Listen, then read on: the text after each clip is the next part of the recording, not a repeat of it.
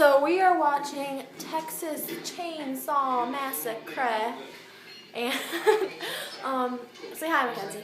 Get in the filmity film. She's got a mustache, and it's really stupid. So we have predictions before it ends, and then we're gonna tell you if those predictions are correct. First prediction is that the black guy's gonna die first. Black guy's talking. Oh, the black guy's talking. Well, he's gonna die first. And then the white chick, the bitch, is gonna die second. And then it's more like the horror. She's more like a horror. She's like, I'm not talking scary.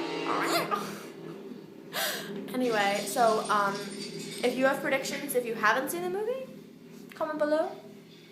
I'm gonna spoil it for you all in the next video, so. Mackenzie. Wait, you didn't? Did you film on Keek?